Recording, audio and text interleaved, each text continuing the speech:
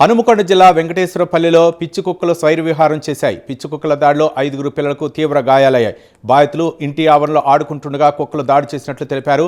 గాయపడిన వారిలో 2ని కమలాపూర్ ప్రభుత్వ ఆసుపత్రికి, మరో 3ని పరకాల ఆసుపత్రికి తరలించి చికిత్స అందిస్తున్నారు. అధికారులు వెంటనే చర్యలు తీసుకుని కుక్కల నుండి రక్షణ కల్పించాలని గ్రామస్తులు కోరుతున్నారు.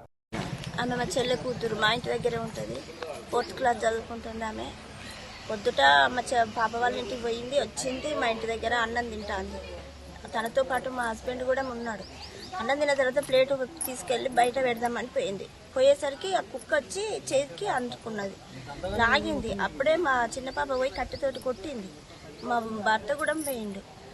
అంతలోనే ఇక తీసుకొచ్చి సబ్బుతోని కడిగిన, స్పిరిట్తోని అంత రుద్దిన. తర్వాత వెంటనే హాస్పిటల్ తీసుకొని పోయినాం. ఈమెతో పాటు ఇంకా 4 పిల్లలను కూడా గరిచింది. పొద్దుటి నుండి ఇప్పటికీ 5 మెంబర్స్ని గరిచింది. అక్కడ తీసుకుపోయినాం, చూపెట్టినాం, ఇంజక్షన్లు వేసిండ్రు. మళ్ళీ పిల్లల డాక్టర్కి చూపెట్టామని అక్కడ నుండి రెఫర్ చేస్తే శ్రావణ్ కుమార్ సార్ దగ్గరికి వచ్చి చూపెట్టినాము. మళ్ళీ ఇక్కడికి వచ్చినాము.